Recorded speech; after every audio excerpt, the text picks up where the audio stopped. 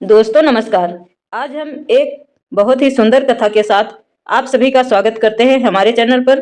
तो दोस्तों, बहुत ही सुंदर कथा आप सभी के सामने।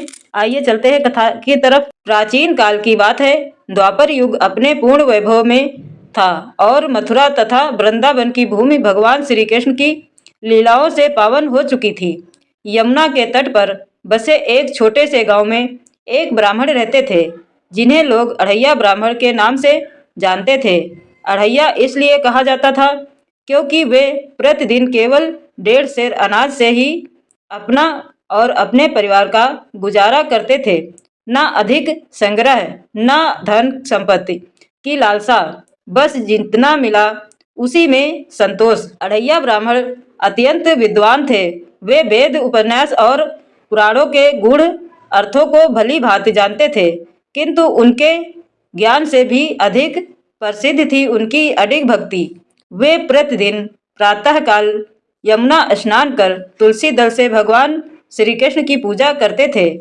उनके घर में सोने चांदी का कोई पात्र नहीं था, परंतु एक मिट्टी का छोटा सा मंदिर अवश्य था, जिसमें नटखट कान्हा की बाल मूर्ति विराजमान थी। ब्राह्मण का विश्वास था, भगवान से बड़ा कोई धन नहीं और भक्ति से बड़ा कोई आभूषण नहीं। उनकी पत्नी भी वैसी ही थी, सरल और पवित्रता थी। दोनों का जीवन अभावों में भी आनंद से भरा था। गांव के लोग कई बार उन्हें समझाते, ब्राह्मण देव, आप इतने ज्ञानी हैं, राजा के दरबार में जाकर सम्मान और धन क्यों नहीं प्राप्त करते? पर वे मुस्कुराकर कहते, जिसके हृदय में श्री कृष्ण विराजमान हो, उसे और क्या चाहिए। भगवान श्री कृष्ण अपने भक्तों की भक्ति की परीक्षा अवश्य लेते हैं, किंतु वह परीक्षा भक्त को गिराने के लिए नहीं, बल्कि उसे और ऊंचा उठाने के लिए होती है। एक दिन श्री कृष्ण ने सोचा, चलो अपने इस परम भक्त की भक्ति को परखें। उस दिन श्री कृष्ण एक निर्धन ब्राह्मण का भेष धारण कर अढ़ैया ब्राह्मण के द्वार पर पहुंचे। उनके वस्त्र फटे हुए थे, शरीर धूल से सना हुआ था और मुख पर थकान झलक रही थी। उन्होंने द्वार पर जाकर विनम्र स्वर में कहा, हे ब्राह्मण देव, मैं कई दिनों से भूखा हूँ। यदि कुछ भोजन मिल जाए तो मेरा जीवन बच जाए। अढ़ैया ब्राह्मण उस समय स्वयं उपवास पर थे। घर में केवल उतना ही अन्न था जितना उनकी पत्नी ने शाम के लिए रखा था, किंतु अतिथि को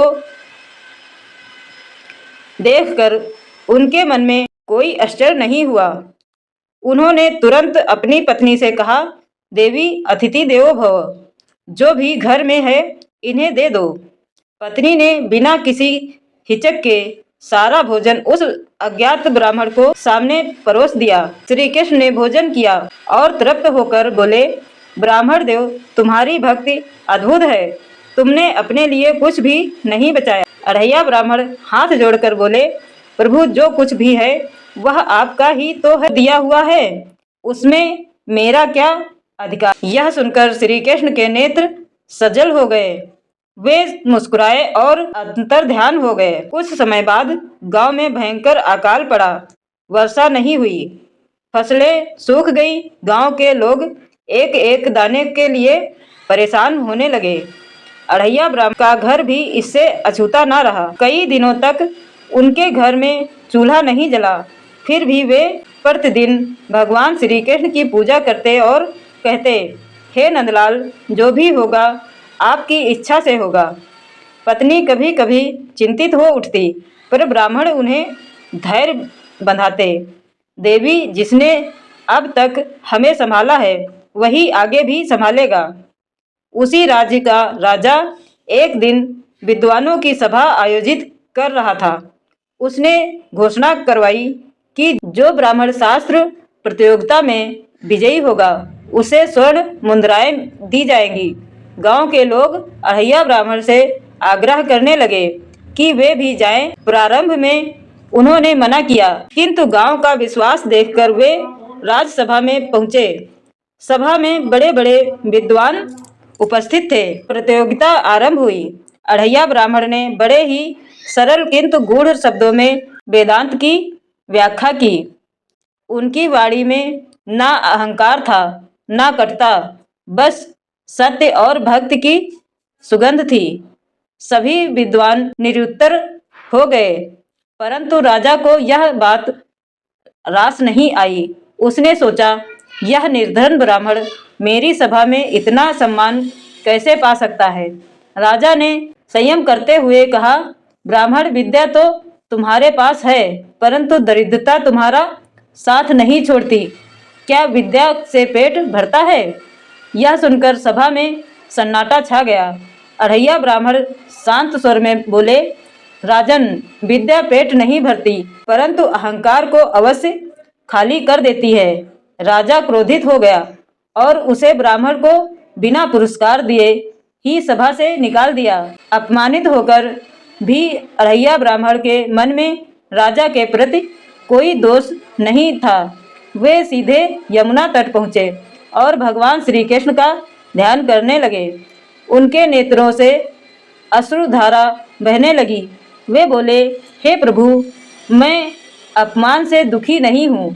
मुझे केवल यह पीड़ा है कि मेरी भक्ति कहीं आपको अप्रिय न लग जाए। उसी क्षण यमुना के जल में हलचल हुई और श्री कृष्ण अपने दिव्य रूप में प्रकट हुए। मुरली की मधुर ध्वनि से वातावरण भर गया। ब्राह्मण दंडवत हो गए। श्री कृष्ण ने स्नेह से कहा, ब्राह्मण देव, तुमने मेरी भक्ति को धन से भी ऊपर रखा। यह मेरा सौभाग्य है कि मुझे तुम जैसा भक्त मिला। फिर श्री कृष्ण ने अपना वरद दस्त उठाया। उसी क्षण आकाश से स्वर्ण मुद्राएं की वर्षा होने लगी। ब्राह्मण के कुटिया में चारों ओर धन बिखर गया। अढ़ैया ब्राह्मण घबरा गए और बोले, प्रभु, यह सब क्यों? मैं तो बस आपकी भक्ति चाहता हूँ। श्री कृष्ण मुस्कुराए, यह धन तुम्हारे लिए नहीं, उन लोगों के लिए है जो तुम्हारे माध्यम से मेरा नाम स्मरण करते हैं। तुम इसका उपयोग सेवा में करना। अढ़ैया ब्राह्मण ने उस धन से कभी विलास नहीं किया। उन्होंने गांव में अन्नशाला खुलवाई, यात्रियों के लिए धर्मशाला बनवाई और भूखों को भोजन कराने लगे। अकाल में कोई भूखा नहीं सोया। लोग आश्चर्य करते, जिस ब्राह्मण के पास कभी कुछ नहीं था, आज वही सबका सहारा है। परंतु उनके जीवन में कोई परिवर्तन नहीं आया। वे आज भी उतने ही सरल थे, उतने ही विनम्र। उनकी पूजा वही मिट्टी के मंदिर में होती थी। अढ़ैया ब्राह्मण की यह कथा हमें सिखाती है कि सच्ची भक्ति में कोई लेन देन नहीं होता। जो भगवान को निस्वार्थ भाव से भजता है, उसके जीवन की हर कमी स्वयं भगवान पूरी कर देते हैं। धन, सम्मान और वैभव भक्ति के लक्ष्य नहीं, वे तो भक्ति के मार्ग में मिलने वाले साधन मात्र हैं। और जैसा कि श्री कृष्ण ने स्वयं गीता में कहा है, जो भक्त अनन्य भाव से मेरा स्मरण करते हैं, उनके योग और मोक्ष का भार मैं स्वयं उठाता हूँ। अढ़ैया ब्राह्मण ने इस श्लोक को अपने जीवन में चरित्रत कर दिखाया। उनकी कथा आज भी यह स्मरण कराती है कि भगवान श्री कृष्ण अपने सच्चे भक्त को कभी अकेला नहीं छोड़ते, चाहे परिस्थितियां कितनी भी कठिन क्यों ना हो। तो मेरे साथ सभी बोलिए, श्री कृष्ण भगवान की जय। दोस्तों, आज की कथा आपको कैसी लगी कमेंट करके जरूर बताएं और हम मिलेंगे एक और ऐसी ही कथा के साथ। तब तक के लिए नमस्कार, धन्यवाद।